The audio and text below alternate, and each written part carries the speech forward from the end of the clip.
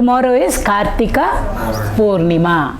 So in the month of Kartika, the full moon day is tomorrow. Therefore it's called as Kartika Purnima. Every month Purnima comes, right? And every full moon or Purnima has got its own speciality. Sharat Purnima, Chaitra Purnima, similarly all of them. So all Purnimas have some special unique quality about them, some story associated or related with them. Similarly, the Kartika Purnima also, what is special about it? First of all, I have already told you why this entire month we light lamps, and especially on Kartika Purnima day we light more deepas, we light more lamp, because the flame of the lamp represents knowledge for all of us, and it's winter session starting. So therefore more darkness. Therefore, to remove the darkness, not outside, and to remove the darkness that is there inside us, within us, we bring in the light of knowledge. So that is one part. Now the story part. There was a Rakshasa called Tarakasura, and he was killed by Shiva's son Kartikeya. In fact, Kartikeya was born only to destroy and kill this Tarakasura, the very powerful, mighty, notorious, bad Rakshasa he was. So to kill him, Lord Shiva, Shivaputra had to be born. That is Kartikeya. We call him Muruga, we call him Subramanya. So Subramanya killed. There was a big war, fierce war between the Rakshasas and the Devatas, and the Devata army was led by Kartikeya. So ultimately, finally, Kartikeya killed Tarakasura. Now he had 3 sons. Tarakasura had 3 sons. Their names were Tarakaksha, Vidyunmali and Kamalaksha. So they were also Rakshasas, very bad, and they were very angry that their father was killed by the Devatas, and therefore they wanted to take revenge on the Devatas. So how to take revenge? They wanted nice, good boons, varas from God. So all the 3 of them brothers went and did lot of tapas to invoke, to please Lord Brahma and get special blessings. So we are told for hundreds and hundreds of years they did tapas without sleep, without food, and finally Lord Brahma was so pleased, he came in front of them and asked, what do you 3 brothers want? They said, we don't want to die. We should always be there permanently. Then they become very strong, isn't it? No death at all. So they can rule and rule and rule over the Rakshasa kingdom and the Devata kingdom. So they said, we don't want to die. We want to become immortal. Immortal means no death. Brahma said, that is not possible. I can't give you that vara. Why? Anybody who is born has to die one day. Ask for something else. You tell me how you want to die. So the choice is given to you. So all the 3 brothers discussed amongst themselves and came to a conclusion. They thought they were very, very smart and very, very intelligent, and they came and said, okay, we want you to give 3 cities. Pura means city. Nagara, 3 cities. And all the 3 cities must have fort. Fort is like a big huge wall which protects the city. 1 fort should be made up of gold. 1 fort must be made up of silver. And 1 fort must be made up of iron. Choice, different variety they wanted. So therefore 3 cities with huge forts, we will be dwelling in them. And also those cities should be flying. They should have wings. So the city should be flying. 1 city will be flying right in the celestial, where the Devatas are very high up. Celestial plains we call it. Gold fort one. The other one will be in the intermediate space. And the 3rd one will be very close to the earth, terrestrial. Like that you must give, and we will be seated in them, and then we will be, the city is flying, so they are also sitting inside and flying. The city was very, very big. The flying city was huge. And they said, we will occupy them, and all the time we will be going up and down, because they've got wings, all the 3 cities. At some point of time, after thousands of years, all of us will come in one line. What all will come in one line? The 3 cities. So the gold, the silver and the iron fort cities, all the three puras, Tripura it is called. All the cities will come in one line. And we will stay in one line for a very short time interval. Afterwards again we will start moving up and down, up and down, up and down. When we come in one line, if you can kill us, if you can destroy, then we will be killed. Then you can consider us as killed, and also the city also will get burnt. So what was the condition? The condition was that when the cities come in one line, if possible, Devatas, try your luck.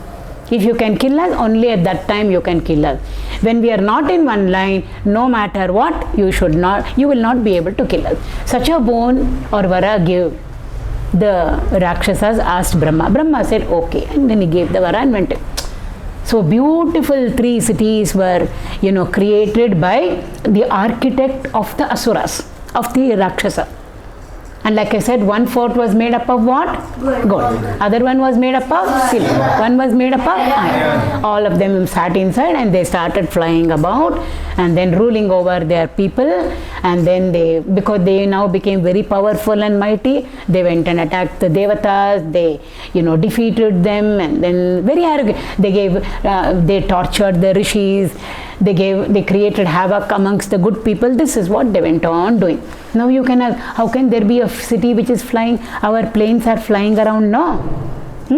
It's got wings, right? And what do we do in the one which goes from here, let us say, to America? We travel for 24 hours. We sleep in the plane. We eat in the plane. We sit and chat in the plane. We play games in the plane. We can take our computer and we see movies in the plane. Are we not all living our lives in the plane? Similarly, this is for not 24 hours extended. So it is possible. So anyway, this was happening, and the Devatas were very, very terrified because the 3 Rakshasas were giving so much of trouble to them. They all went to Vishnu and to Shiva and prayed to them. Please do something. Lord, please do something. So then Lord Shiva said, just wait.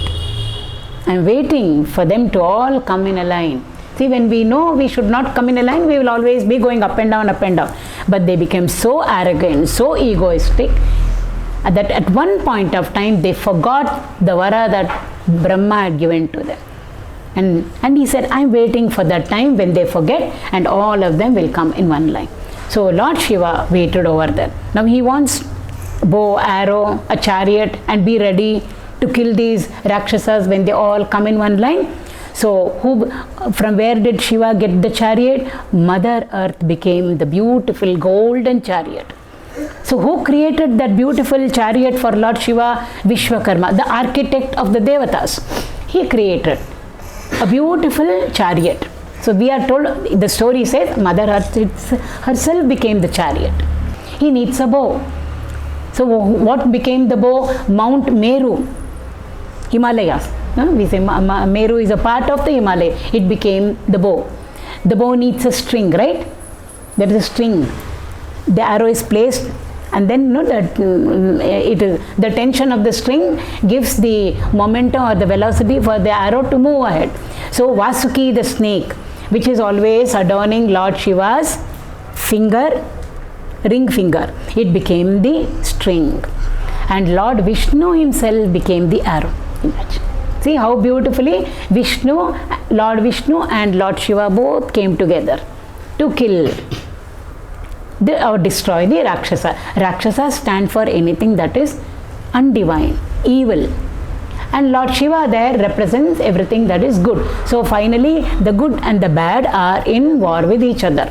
And we know always who will win. Good will always win over the evil or the bad. So Lord Vishnu became the arrow. So Lord Shiva waited, alert he was, because he should not miss out, no? When they all come in one line, he should not miss out. Then immediately they will start again moving up and down. Disaligned they will become. They will be jumping up and down in their cities, flying cities. So Lord Shiva was all very, very, not even closing his winking is, not even winking. Because when you wink, you close your eyes, right? At that point of time, they can align and then go away. So he was alert, concentrated, focused, waiting for them to all come in one line. And one fine day, they forgot about the Vara. Very, very happily, they were talking with each other, and all the cities came in one line, which means the Rakshasas also came in one line. Shiva was waiting for it. He fixed the arrow onto the bow and let it go. It went through all the 3 cities. All the 3 cities got burnt. According to the Vara, all the 3 Rakshasas also have to get destroyed. When anything burns, what will it reduce to? It will reduce to ashes. This beautiful, event, all the devatas were watching in the skies above.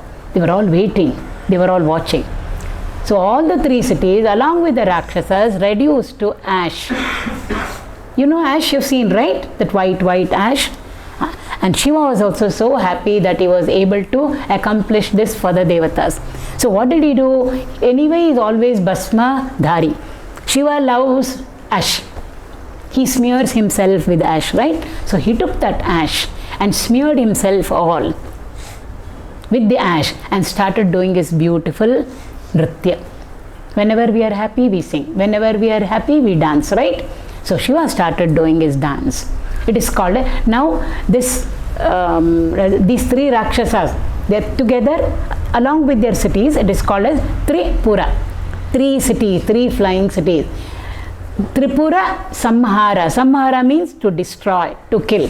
So Shiva became the one who did Tripura Samhara. He killed the 3 Rakshasas and he destroyed the 3 cities. So this is called as Tripura Samhara. So when Shiva danced, the dance is called as Tripura Nasha Nartana. Tripura Nasha Nartana or Tripura Tandava. When did this happen? This happened on the full moon day of Kartika Masa. See, when the full moon is there, it happened. So Shiva destroyed these 3 Rakshasas or destroyed the 3 cities, Tripura. He destroyed on which day? Full moon day, Kartika Purnima day. He destroyed them. All the devatas were very happy. They wanted to celebrate. When anything happens nice, we all celebrate, right? So they all came down and they all went to Varanasi, Kashi. And what river is running in Kashi? What river? Ganga. They all took a dip in Ganga over there. So it's called as Kartik Snan. Snana means taking a bath, dipping ourselves. Kartika Snana. So they took a dip in the holy Ganga and took a bath, and what did they do? They wanted to celebrate. It was night, Kartika, Purnima, dark, but full moon is there. So they lit lots and lots and lots and lots of deepas on the banks of the river in Kashi, in Varanasi. So they celebrated their Deepavali just like we all celebrated Deepavali. 15 days difference is there. We all celebrated Deepavali, right? 3 days some of us celebrated, 5 days some of us celebrated. So our Deepavali is over. It comes around Amavasya. Amavasya comes in the middle. And then on full moon day, who celebrated Deepavali? The Devatas celebrated. Therefore it is called as Deva Deepavali. So tomorrow is what Deepavali? Deva Deepavali. So on Deva Deepavali day, Devatas lit lamps. So we all human beings, of course we also should participate and we also should light lamps. Why? Because the Deva Deepavali is a celebration of victory of what over what? Victory of good over evil. Victory of the Devatas over the Rakshasas. So Rakshasas are outside, but there are so many Rakshasas inside also. No? All the bad qualities that we have, all of them sitting inside us, they are the Rakshasas. So we have to throw them all out. They're all there because it's nice and dark inside. So nobody can see them. Even we can't see them. Now and then they make their appearance.